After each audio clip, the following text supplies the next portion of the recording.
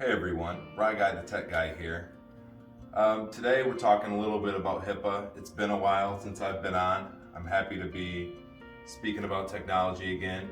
HIPAA is not one of those fun things that I always enjoy talking about. It's not the latest trends in technology or anything like that, but it's definitely something very important and very important to our practices, especially in cybersecurity.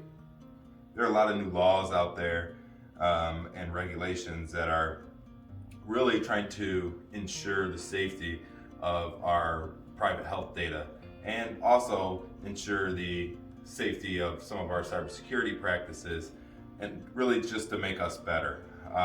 So one of those things that I generally run into when I go to an office or go into a new office is the number one thing I see is missing is the security risk assessment. That security risk assessment is a long document that is generally somewhere for us, I would say 70 to 80, sometimes 100 pages, depending on the client or the customer. That is very detailed into every aspect of your cybersecurity posture in your office and some of the things you can do and need to do in order to keep that information safe, essentially. But that document needs to be kept on file for 6 years, and it also needs to appoint things like a security officer and such within your office. You may have things like disaster recovery plans and some of those other employee processes, employee termination processes, and those type of things. There's also protocols for cybersecurity incidents and everything. So in that document is something that we regularly see missing. Now, I would like to see more of that done, obviously, but I know that not every office is ready or is there and willing to do so. And that really just poses a more risk, I believe, than it is worth it. Essentially, what you're doing is you are putting maybe your reputation on the line, maybe you're putting fines of being fined on the line.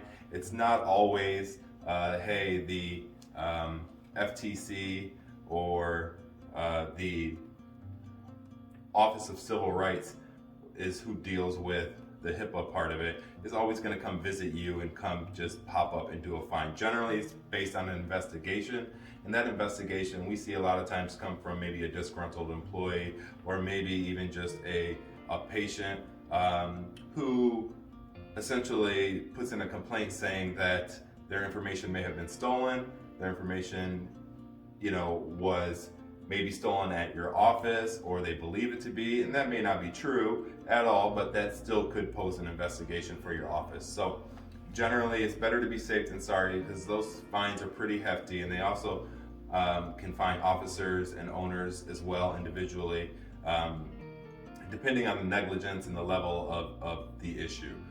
So that's the number one thing I see missing all the time. The second thing I see goes on a caveat right to that, which is policies and procedures. Policies and procedures that are not just basic policies and procedures, but these are based on cybersecurity and the security of your HIPAA protection of that information, essentially. So those couple of things, if you're questioning whether or not you've had them or if you've done them in the past, you would likely have a training on it from a cybersecurity expert like myself or our team, or maybe your IT service provider may have provided you with some kind of training, but that generally will go towards your whole staff.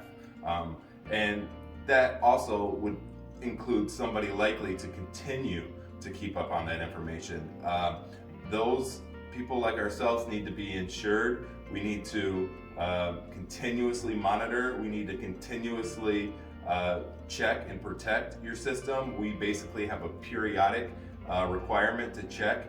Now, the level of that, depending on each IT service provider, is a little bit different, but we generally do like to check regularly and kind of test the system, whether that's we send somebody walking in to see if they can find some data laying around or find some information, just to make sure that, hey, if you ever get a visit from the OCR or ever get a visit on your investigation, that you will not likely be fined, or if you are found, I guess, negligent is a tough word, but if you're found to not be in compliance, then you can always show, hey, we've been trying, we've been working towards getting these things resolved and getting these things done. This is not something that has to happen overnight. Generally, it's something that needs to happen from time to time, and we need to continue to keep at it and keep going in order to ensure that safety of that information. So if you're questioning, if you're not even sure, if you'd like to just find out some more information about us and what we can do and how we can help you, we do free consultations. Those consultations won't cost you anything. Generally, they're somewhere between 30 minutes and an hour, just depending on your office. But we can also work with your current IT staff or your current IT company if that's also one of the things. The great thing is we're local. You're going to actually see somebody's face. You're going to see my face. You're going to see one of the guys or one of the gals and come in and help you, and we're going to work to make you better. We're going to try to be a partner with you. We're going to be a business associate, essentially. And so if you're looking for any of that or questioning any of that at all, I recommend you give us a call, 269-350-7227, or you visit our website, rtechguys.net. You can go right on there and you can schedule a free consultation right on our website at rtechguys.net. You can also email us at support@rtechguys.net. Rod Guy, the Tech Guy, signing out.